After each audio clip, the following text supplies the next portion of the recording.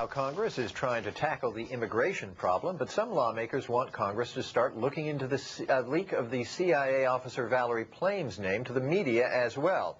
In a letter sent to Senate Majority Leader Bill Frist and House Speaker Dennis Hastert, Massachusetts Senator John Kerry calls for congressional oversight along with the continuing investigation. Well, these days, bloggers are staying on top of that issue, and John Roberts as well, call it the 2 R's. Bill Scher is one of those bloggers. He writes at liberaloasis.com.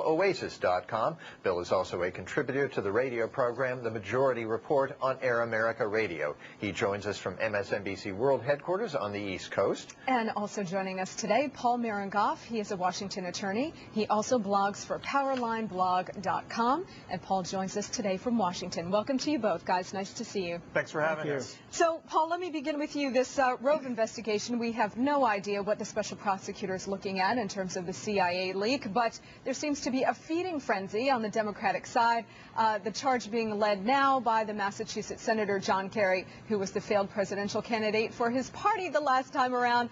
What does this tell you about the political dynamic to this story? I think it's pretty telling, and indeed the underlying person who started all this, Joe Wilson, became eventually a Kerry campaign operative until his credibility was so impaired that he couldn't play a role. I think what you said about the need for the investigator to do his job impartially is the key here. We don't have the facts right now, and I think most conservative bloggers and most moderate bloggers, for that matter, are saying, let's get the facts before we reach any conclusions. Unfortunately, that's somewhat of an alien concept to the left, but it's fundamental to our system of justice, and I think that should be the approach right now. Well, Bill Scher, what do you think Paul Fitzgerald, the prosecutor, is after here? You know, is it still a leak of a CIA officer's name that led to some sort of national security implications, or is he perhaps pursuing a perjury case here? We've heard reports that the reporters' accounts of things and people in the administration's accounts of things don't necessarily match. There are several laws that may have been broken here. There's the Intelligence Identities Protection Act, which is what most people are focused on. There's also the Espionage Act, there's conspiracy laws, and there's perjury and obstruction of justice, which you just mentioned. We can't be sure what the special counsel is going to focus on until he and the grand jury finish their work and hand down indictments or not. What we can talk about now is how Karl Rove has, for sure, violated his classified information non-disclosure agreement, which all White House officials who get security clearance have to sign.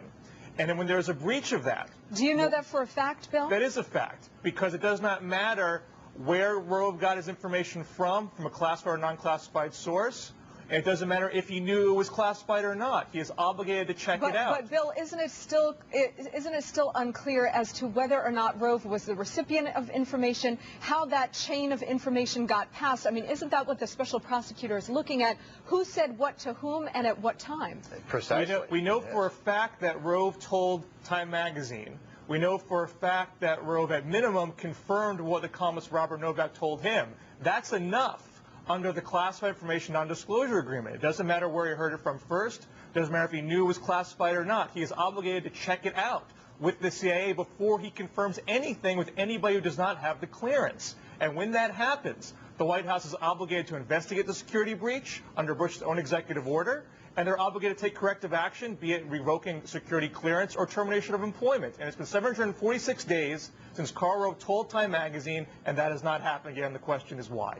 All right, Paul Mirengoff, we're combining topics here. We're going to jump over to John Roberts now. Sure. There is some word that John Roberts apparently was a member of what's known as the Federalist Society. It's a sort of states' rights conservative lawyers group. The White House is denying that.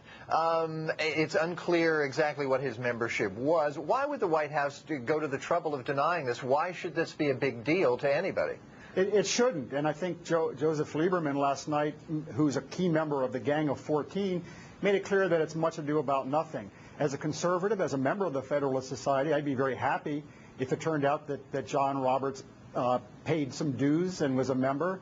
But if he wasn't, that's fine too. This is really just much ado about nothing. Apparently he was on the steering committee for the Federalist Society or something like that. I think that. So what, right, Paul? Who cares? I'm asking. I don't know. I know, so I'm what? just saying, I don't understand what the point of contention, Paul, is here. But the question is, why would the White House go to the trouble of denying it if it wasn't a big deal? That's the odd part of this to me. I think it's because they didn't think that he had ever been a member of it because he hadn't paid dues. Being on the steering committee, from what I understand, is just a euphemism for you're at your law firm and you tell people at your law firm about it. Doesn't mean he paid dues, but I mean, ultimately, the White House probably shouldn't have said anything about it because it doesn't really matter.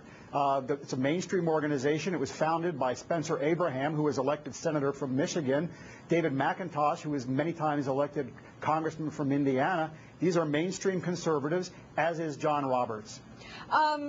Let me go to you, Bill, on this idea of how much of a fight you're anticipating for the Democrats. Do you think that they're going to really try to score some serious political points against the president by putting up an intense fight on this nomination? I certainly haven't seen that yet, and I'm actually a bit troubled by that, because what you're talking about with the Federalist Society actually does matter quite a bit. He is a nominee who has been essentially a blank slate. The public doesn't know very much about him, and his ideology and judicial philosophy has not been made clear to the public. That's the way the White House wants it. They don't want the public to know what he's actually going to do on the court. And that's why they tried to hide the fact that he is on the steering committee of a right-wing organization. Now, if they want to be... Who's trying to hide what? Bill, I mean, you're casting aspersions against this White House, and you have no evidence to back up what you just said. Well, as a matter of fact, John Roberts himself, several years ago... So who cares about the Federalist Society? It's not like he was a member of the... Well, the White House cares about it. That's why they're denying his membership. That's exactly right, because they're trying to hide the fact, trying to hide his judicial ideology. And come on, they're not trying to hide It's only crazy if they're trying to deny something. The guy has been on the bench for a very long time. 2 years actually not a very long time at all. If you take Ruth Bader Ginsburg and Stephen Breyer, they're always denying things that turn out to be true, and that tends to be the problem here. Anyway, we're going to have to leave the discussion here. Bill Scher, Paul Mirengoff, thank you both for coming by. Thanks very much. I appreciate it very much. And when we return, there's no shortage of self-esteem in France. And remember, the conversation continues online at connected.msnbc.com.